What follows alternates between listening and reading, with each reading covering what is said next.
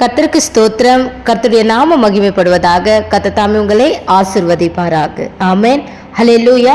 இந்த நாளில் சங்கீதம் 107 சங்கீதம் 20 வசனத்தை நாம் வாசிக்கும் பொழுது, அவர் தமது வசனத்தை அனுப்பி அவர்களை குணமாக்கி அவர்களை அழிவுக்கு தப்புவிக்கிறார். ஆமென். ஹல்லேலூயா.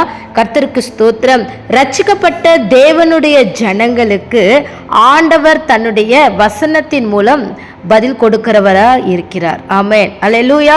நாம் எவ்வளவோ பலவீனங்கள்ல இருக்கும் பொழுது கூட கர்த்தர் சொல்லுகிற வார்த்தை என்ன வார்த்தை? உன் பலவீனத்தில் என் பலன் பூர்ணமாய் விளங்கும். அப்போ நம்ம சோர்வா இருக்கிற நேரத்துல ஆண்டவர் தம்முடைய வசனத்தை அவர் அனுப்பும் பொழுது நமக்குள்ள பரிசுத்த ஆவியானவருடைய அபிஷேகம் இறங்குகிறது. ஆமென். வசனம் உள்ளுக்குள்ள, நம்ம இருதயத்துக்குள்ள, நம்முடைய மனதுக்குள்ள இறங்குவதுதான் அபிஷேகம். ஆமென். ஹல்லேலூயா.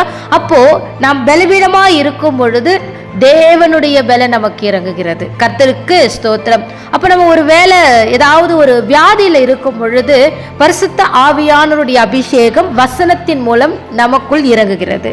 வாதை உன் கூடாரத்தை அணுகாது, வியாதியை உன்னிலிருந்து நான் நீக்குவேன். ஹல்லேலூயா. எந்தெந்த சூழ்நிலைகள்ல எல்லாம் நாம சோர்ந்து போய் உட்கார்கிறோமோ அந்த நேரத்துல சோர்ந்து போகிறவர்களுக்கு சத்துவத்தை கொடுக்கிற தேவனா அவர் இருக்கிறார். ஆமென். ஹல்லேலூயா. நமக்கு ஏற்றபடி, நம்முடைய உபத்திரவங்களுக்கு ஏற்றபடி, நம்முடைய வியாதிகளுக்கு ஏற்றபடி, நம்முடைய பலவீனங்களுக்கு ஏற்றபடி, நம்முடைய கஷ்டங்களுக்கு ஏற்றபடி, ஏதோ மனிதனுடைய பொய்யான மாய்மாலமான வார்த்தை அல்ல, அது ஜீவனுள்ள வார்த்தை.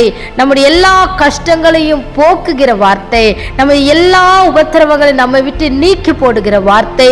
சத்ருவானவன் கொண்டு வருகிற எல்லா பிரச்சனைகளுக்கும் அவர் வார்த்தை மாத்திரமே நம்முடைய வாழ்க்கையில ஜெயம் கொடுக்கிறதா இருக்கிறது. ஆமென். அல்லேலூயா.